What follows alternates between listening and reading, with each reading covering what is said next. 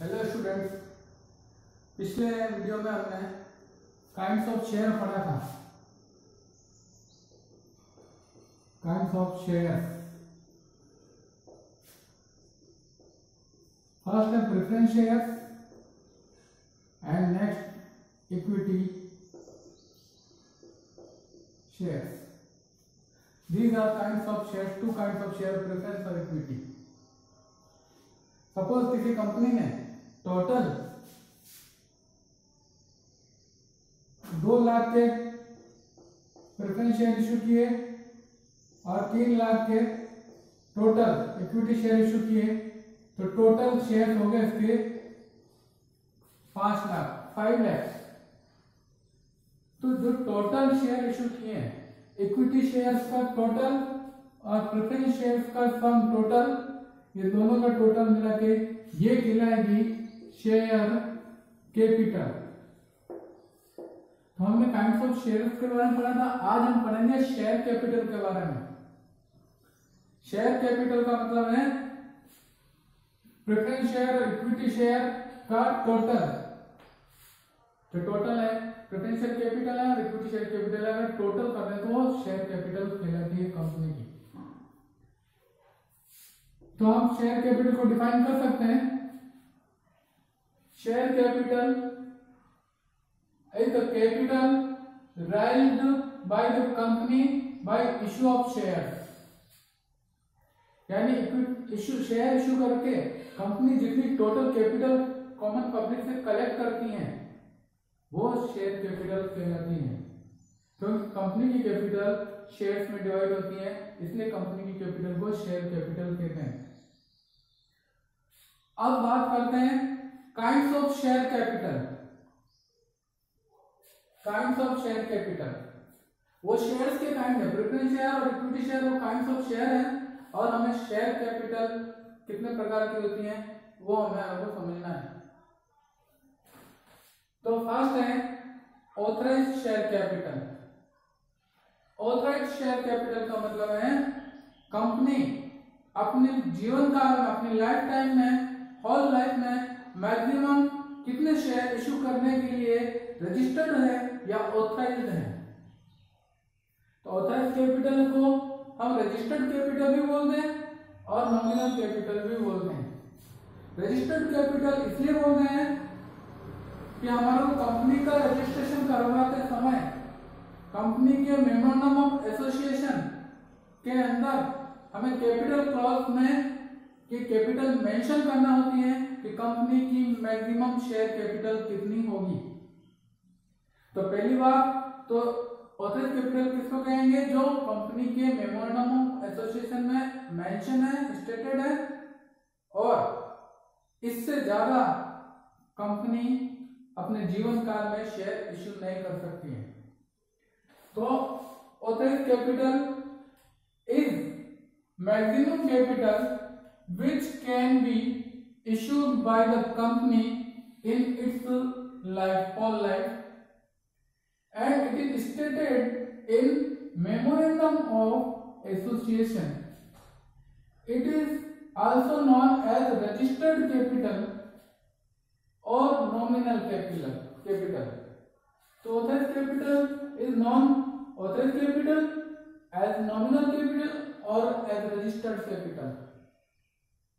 For example किसी company का registration हुआ है और उसके मैक्सिमम जो शेयर कैपिटल है ऑथराइज यानी मैक्सिमम शेयर्स है, सपोज 1 लाख शेयर्स है और एक शेयर की फेस वैल्यू, ये शेयर की वैल्यू है और ये नंबर ऑफ शेयर्स है, शेयर वैल्यू। तो टोटल कैपिटल हो गई 1 करोड़।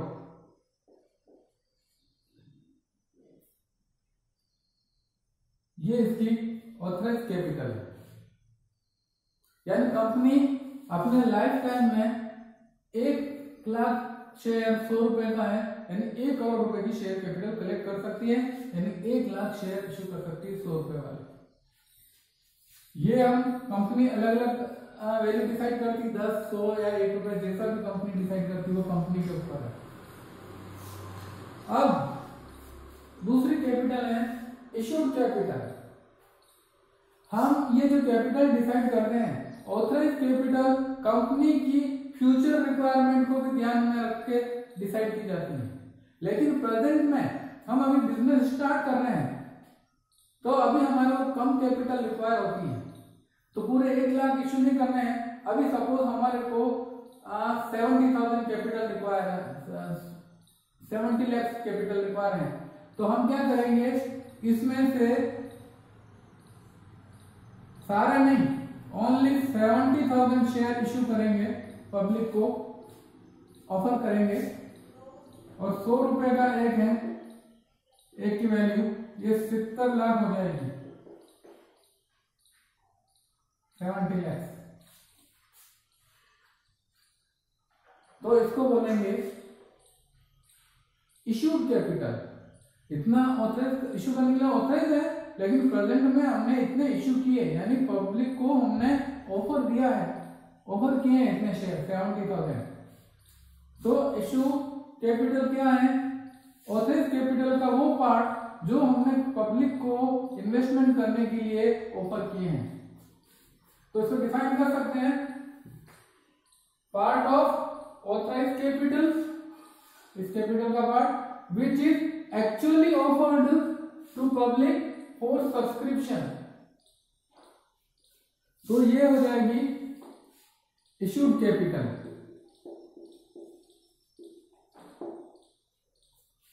अब जो बाकी बचे हैं 30,000 शेयर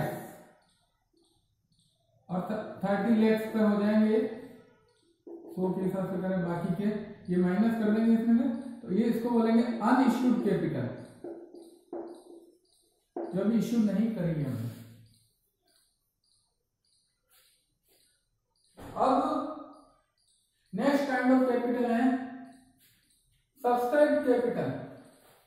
हमने पब्लिक को शेयर सब्सक्राइब करने के लिए इश्यू किए, 70,000 रुपए का ऑफर किए, 70,000 शेयर, लेकिन ये कोई जरूरी नहीं है तो पब्लिक सारे के सारे शेयर खरीद ले। पब्लिक है, पब्लिक की इच्छा होगी तो करेगी, ऑफर करना हमारा काम है, सामने वाले की इच्छा होगी तो इन्वेस्टमेंट करेगा, नहीं तो नहीं करेगा। तो हो सकता है कि सारे शेयर सब्सक्राइब नहीं हो, पब्लिक इंटरेस्टेड नहीं हो सारे शेयर खरीदने में, तो हम क्या करेंगे, हम देखेंगे इसमें से कितने शेयर, सपोज 80,000 पब्लिक ने सब्सक्राइब किए, 80,000 शेयर खरीदने के लिए हमारे पास एप्लीकेशन आई पब्लिक की, तो 100 रुपए के हिसाब से ये हो जाएगी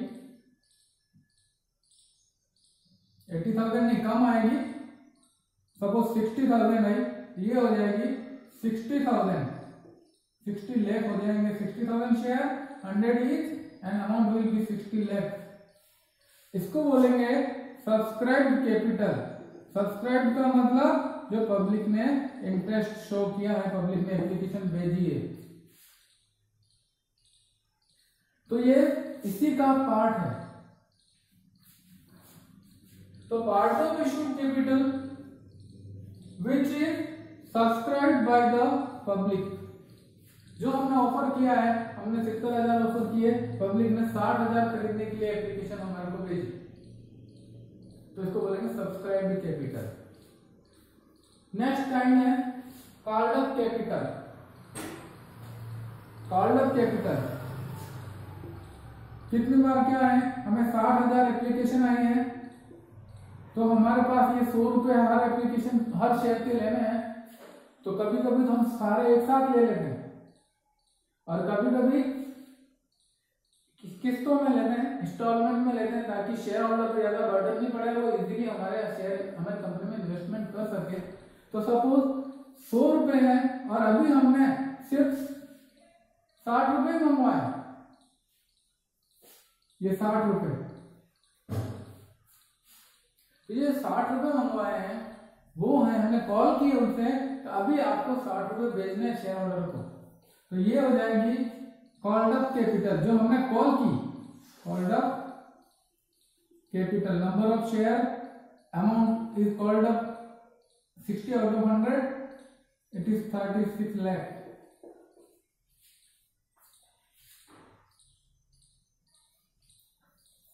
इसके बाद नेक्स्ट है पेड अप कैपिटल।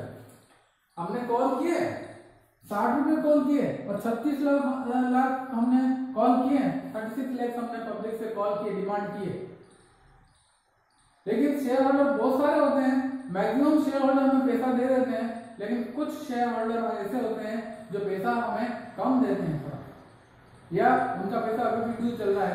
हमने उनसे डिमांड किए, पैसे मांगे, लेकिन उन्होंने ध्यान ही नहीं दिया और पैसा अभी भी ड्यू चल रहा है।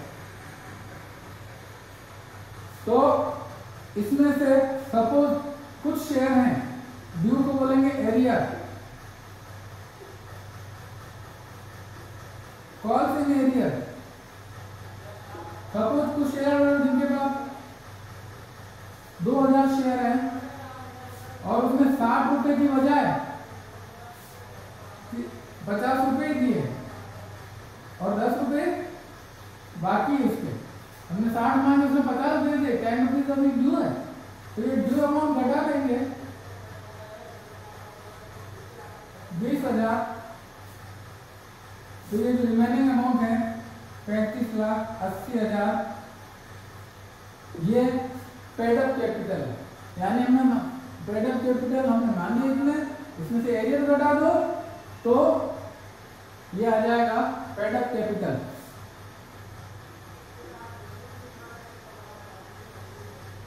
तो पेड अप कैपिटल वो है हमने डिमांड कैपिटल में से एक्चुअली जो रिसीव कर लिया है वो पेड अप कैपिटल है। यानी पब्लिक से हमने कितना रिसीव किया वो पेड अप कैपिटल है। हम इसको डिफाइन कर सकते हैं portion of called up, sorry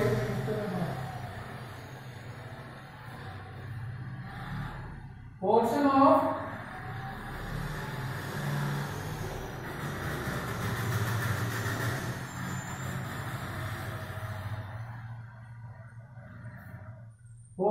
called up capital which is actually received from shareholder, यानी शेयर होल्डर से जो वास्तव में रिसीव हो चुका है, इसको कैलकुलेट कर सकते हैं। कॉल्ड अप कैपिटल में से एरियर्स घटा दो तो कॉल्ड अप कैपिटल आ जाएगा। अब नेक्स्ट है रिजर्व कैपिटल। तो called up capital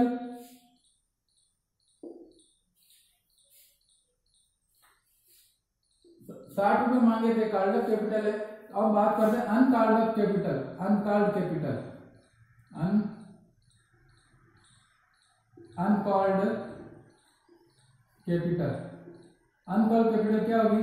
total share 60,000 है, 100 में से 40 हमने डिमांड कर ली है, कॉल कर लिए, कॉल्ड अप है, और ये 60 कॉल कर लिए हमने, और ये जो 40 है वो अनकॉल्ड है, अभी हमने मांगे नहीं है।